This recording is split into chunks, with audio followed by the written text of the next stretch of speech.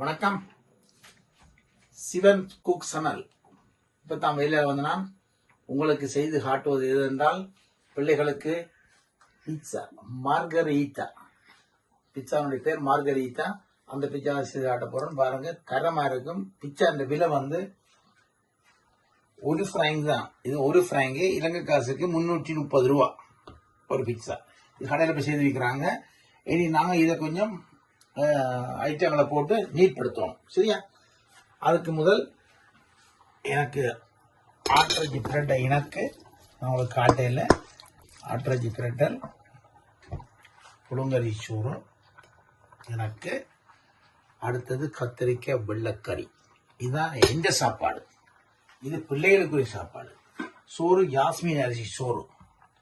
அந்த இறைச்சி கறிக்கெல்லாம் சட்டப்படி இருப்பேன். இப்போ நான் உங்களுக்கு பிட்சா செய்கிற முறை தான் இன்றைக்கு காட்ட போறேன். முதல் கொஞ்சம் சீஸ் போடணும். அவர்கள் போட்டு கடையில் போட்டு சீஸ் குறை இருக்கிற சாப்பிட்டதுனால ருசியாக இருக்காது. நாங்கள் சீஸ் கொஞ்சம் போட்டு இதை சமனாக்கும். இதை வந்து பரவும், பரவி எடுக்கணும். எல்லா இடத்தும் ஒரு பரவி எடுக்கணும். சரியா? சீஸ் பரவி எடுத்துட்டு காணாண்டிக்கு கொஞ்சம் கொஞ்சம் போட்டு எல்லா பக்கத்திலும் பரவி விட்டுட்டு, சரியா? இதுவும் என்ன கொஞ்சம் போடுவோம். பிள்ளைகளுக்கு சீஸ் போட்டால் நல்லா பிடிக்கும், ருசியாகவும் இருக்கு.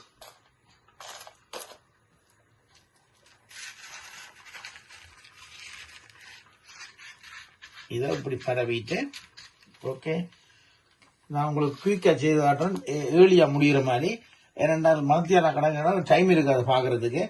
இதுதான் செய்முறை. இதுக்கு மேலே என்ன போடணும்னா கொஞ்சம் உப்பு தூவணும். உப்பு சாரையா தூவணும். Okay okay. அடுத்தது இது எல்லா இடத்துலும் விற்கிது, தமிழ் கடையிலும் கிடக்குது. இதில் உப்பு புளியெல்லாம் சேர்ந்துருக்கு பாருங்க. இது மிளகாய் பவுடர் மாதிரி எல்லாம் உப்பு புளி. இதை கொஞ்சம் மேலே தூவோம் லைட்டாக.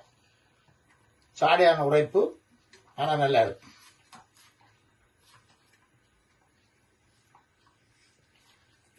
கொஞ்சம் தூக்கி போட்டு பிள்ளைகளுக்கு போடணும். உழைப்பு கூடியிருமாண்டாக்கா போடையில சொட்டு மிளகு பவுடர் போட்டோம்னா கொஞ்சம் ருசியா இருக்கு. ஓகே, இது போட்டாச்சு, உப்பும் போட்டாச்சு. இனி இவரை வந்து நாங்கள் டெக்கரேஷன் பண்ண போறோம். சரியா? பாருங்க, பிட்சா எடுக்கும்போது வடிவா இருக்கு. பிட்சா எடுக்கும்போது வடிவா இருக்கு. உண்டு போடும், உண்டை போட ஆடுவோம். ஏனென்றால் இப்போ பிள்ளைகளுக்கு சில விருப்பம் இல்லாமல் இருக்கும். சாப்பிடும்போது விரும்பி சாப்பிட மாட்டார்கள். ஒன்று இல்லாமல் போடுவோம், ஒன்றை மிளகாய் போடுவோம். ஓகே,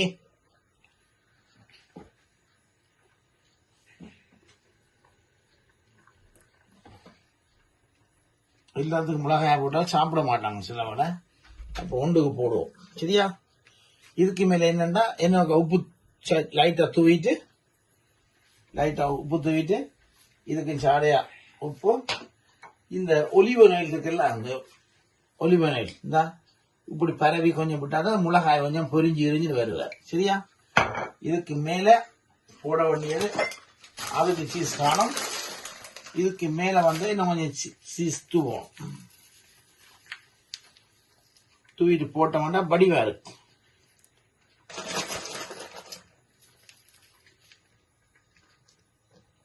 ஓகே, இதுக்கும்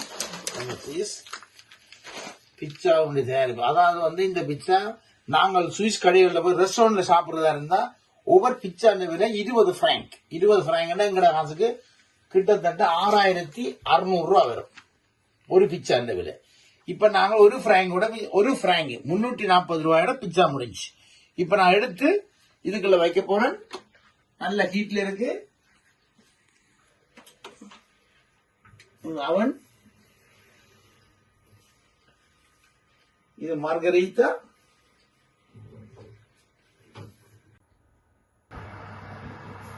பிட்சா பாருங்கள், சும்மா அழகாக புரிஞ்சு வருது பாருங்க. ஓகே, இதான் பிட்சா. தரமான பிட்சா.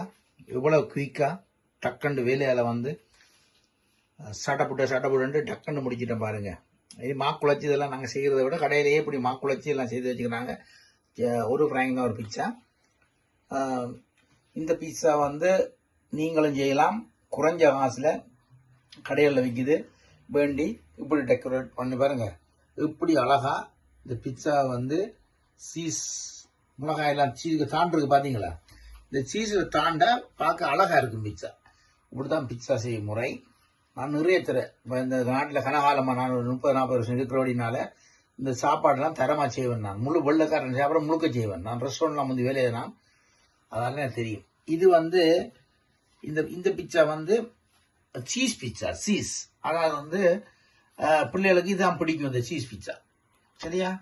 அவங்க வந்து இதெல்லாம் கலந்து போட்டால் சில பிள்ளைகள் சாப்பிடாது. அதுக்காக ஒரு பீட்சா சீஸ் பீட்சா, ஒரு பீட்சா மிளகாயில் அதெல்லாம் போட்டு ஸ்பெஷலாக செய்துக்கிறேன். இதில் என்ன நீங்கள் வடிவாக நீட்டாக செய்யலாம், வேறு ஒரு மரக்கறிகள் இறைச்சிகள் எல்லாம் போட்டு செய்யலாம். ஓகே, இப்போ நான் உங்களுக்கு வெட்டி சாப்பிட்டு காட்ட போகிறேன். இப்போ நான் வேலையால வந்து பிள்ளைகளுக்கு தரமான பிச்சா போட்டு கொடுத்துக்கிறேன். நான் உங்களுக்கு சாப்பிட்டு காட்ட போறேன். முதல் பிச்சா பாருங்கள் எப்படி செய்திருக்கிறாங்க. இது வந்து பிஸ்ஸா மார்கரீட்டா, சீஸ் பிச்சான்னு சொல்லுவாங்க, சீஸ் பிச்சா. சரியா? இப்படி செய்து கொடுத்தா பிள்ளை சாப்பிடுவாங்க. அடுத்த பிட்சா வந்து இதுக்கெல்லாம் நீங்கள் மரக்கறி தான் போட்டுக்கிறேன், வேற ஒன்றும் போடையில. இது வந்து சிவப்பு குடமிளகாய்னு சொல்லுவார்கள், தரமான பிட்சா. இது தயாரிக்கப்பட்டது. ஓகே, நீங்களும் செய்து சாப்பிடலாம், உங்களோட சொந்தக்காரருக்கு நீங்க சொல்லலாம். இந்த பிட்சா எல்லா கடையிலும் விற்குது. ஒரு ஃப்ராங்கு 340 ஃப்ராங்க், 330 ரூபா தான் ஒரு பிட்சா. இலங்கையில் கொடுத்து சாப்பிட முடியாது. இது சுவிஸ் நாட்டில் தயாரிச்சுக்கிறோம். சுவிஸ் பிட்சா வீட்டை தயாரிக்கிறோம். சுவிஸ்ல நீங்கள் வேண்டிங்க வந்து சீஸ் எல்லாம் போட்டு கூடுதலாக வழியா செய்யலாம். இதுதான் எனக்கு பிடிச்ச பிச்சா. சாப்பிட்டு காட்டுற பாருங்க, சூப்பரா இருக்கு. நீங்களும் செய்து சாப்பிடுங்க, குறைக்க கூடாது. உங்களுக்கு ஒரு நேரம் அப்படி ஒரு நிலைமை சூழ்நிலை இருந்தால் வவுனியாவில் நல்ல ஒரு சூப்பரான ரெஸ்டாரண்ட் திறக்கிற பிளான் இருக்கு. அங்க வாருங்கள், உங்களுக்கு ஃப்ரீயா முதல் தடவை சாப்பிடும் போது எல்லாரும் ஃப்ரீ சாப்பாடு. சாப்பிட்டு காட்டுறோம். சுடுது.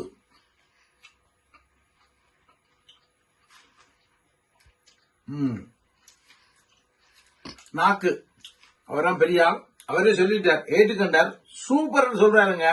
நீங்களும் பாருங்க, எனக்கு ஆதரவு நிறைய கொடுங்க. இதே மாதிரி தரமான விஜா கூடாது. நன்றி, வணக்கம்.